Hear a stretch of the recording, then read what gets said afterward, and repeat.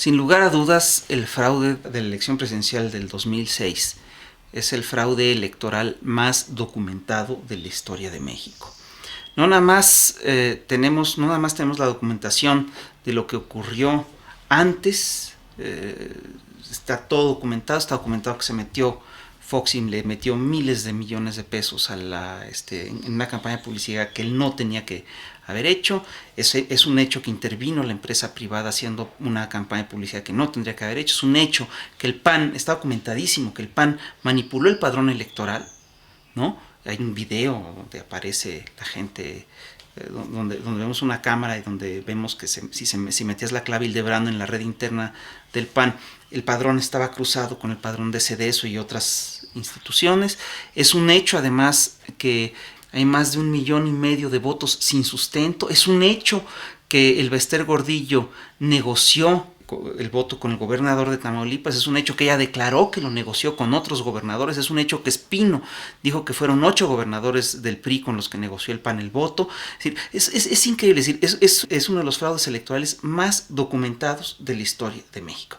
Y cada día los actores de esa elección se confiesan, es decir, hablan en público como si fueran almas en pena, ¿no? Y cuentan que efectivamente, cuentan cómo fueron las cosas. Es decir, Fox ya dijo, lo dijo públicamente, que Andrés Manuel le había ganado con lo del desafuero, pero que él se había desquitado 18 meses después. Es una confesión de que intervino en la elección presidencial, lo cual es ilegal.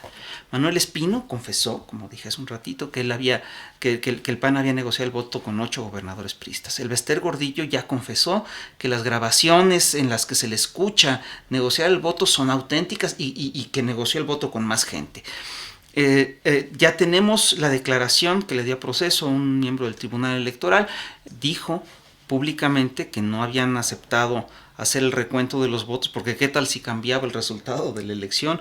Luis Carlos Ugalde públicamente ya ha criticado a Fox por su actitud irresponsable ante la elección, como si la actitud de Ugalde no fuera peor que la de Fox, no fuera peor de irresponsable que la de Fox. Entonces, cada día tenemos más datos que nos hablan de que hubo un fraude electoral brutal en la elección del 2006. Ahora, es curioso porque luego la gente te dice, bueno, pero ya fue el fraude y no, ya que le hacemos esto y esta estructura. No, el problema es que del fraude se derivan muchos problemas de Estado que son profundos. La ilegitimidad, por supuesto, que le cuesta al Estado, le cuesta al gobierno, le cuesta al país, ¿no? Estamos ante ante una crisis de Estado histórica. Estamos viendo cómo se está deconstruyendo, cómo se está destruyendo, cómo se está derrumbando el Estado tal como lo conocíamos. Es decir, el Estado mexicano, surgido de la Revolución Mexicana, aquel Estado que se planteaba garantizar la seguridad social de la gente, aquel Estado que estaba fundamentado en un pacto social, en el pacto de la Constitución del 17, está desmoronado. Y no nada más eso, sino que lo están tratando de sustituir por una suerte de Estado de libre comercio, de democracia de libre comercio, por una forma autoritaria de liberalismo, lo que justamente Hayek llamaba el liberalismo autoritario. Son estas formas autoritarias que no toleran expresiones democráticas, ¿no? Y se está tratando de sustituir por un Estado religioso, y además tenemos el embate de un actor nuevo, corrosivo, sumamente violento, que está minando a diversas instituciones a todo nivel, que es el narcotráfico. Entonces, todo esto, por supuesto, que tiene que ver con el fraude electoral del 2006. Y todo esto, por supuesto, que afecta de manera profunda a todos los ciudadanos mexicanos, al grueso de los ciudadanos mexicanos. Es un proyecto económico que beneficia básicamente a 20 familias, que perjudica al resto de la población y que obviamente le está dando al traste a un país, a un Estado, ¿no?, que se está construyendo desde tiempos de Juárez. Entonces, ¿en qué nos afecta el fraude electoral del 2006? Nos afecta hasta a nivel de seguridad. Es increíble que estos señores de la ultraderecha que hicieron una campaña en contra de la inseguridad en el Distrito Federal y que hicieron una campaña en contra de la inseguridad en el país, no vean lo que les está pasando con su propio proyecto. Sin lugar a dudas, yo estoy convencido de que en México tenemos una mezcla que es tonante en materia de seguridad y que tiene que ver con cómo está estructurado este gobierno y con cómo está estructurado este Estado. El primer problema que hay, el primer ingrediente en este proceso es el hecho de que este es un Estado que beneficia a un sector ínfimo de la población en detrimento de la gran mayoría. El hecho de que el salario mínimo sea de 50 pesos, el hecho de que el presidente del desempleo haya visto cómo crece el desempleo bajo su gobierno, te habla de que este es un régimen cuya estabilidad económica precaria se basa en indicadores que no le funcionan al grueso de la población. Al gobierno le interesa muchísimo mantener la estabilidad en la bolsa, pero le vale un pepino la bolsa del ciudadano.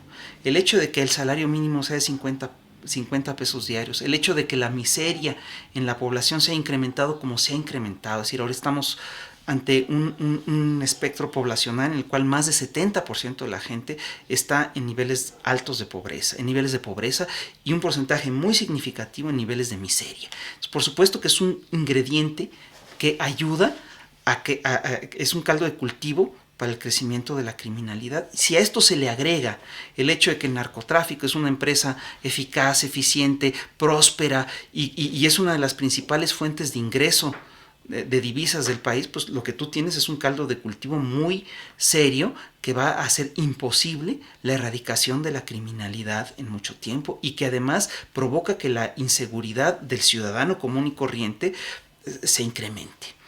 Y por otro lado, tienes el hecho de que este es un Estado, un gobierno, que se ha propuesto desembarazarse de lo que es su responsabilidad en materia de salud pública. Es decir, la ley del ISSSTE, que no es más que una calca de la ley del IMSS, cierra, digamos, el proyecto neoliberal de quitarle al Estado la responsabilidad de darle salud a los mexicanos. Y esto, por supuesto, que es gravísimo, ¿no? Entonces, todas estas cosas, por supuesto, que nos afectan.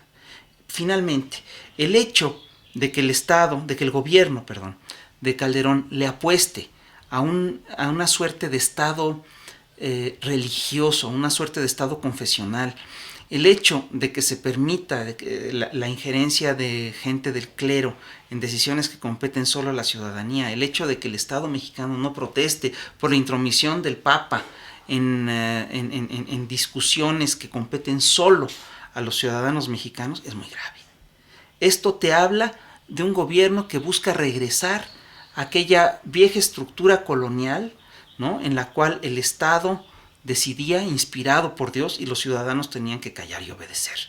Yo creo que estamos ante una ciudadanía mucho más madura, ante una ciudadanía que no va a permitir ni va a tolerar este tipo de imposiciones, este tipo de censuras, y esto es lo que te explica, entre otras cosas, que a pesar de este gobierno hayan avanzado leyes como la ley de la despenalización del aborto y que se hayan dado fenómenos como esta foto masiva de Túnez en el Zócalo, ¿no?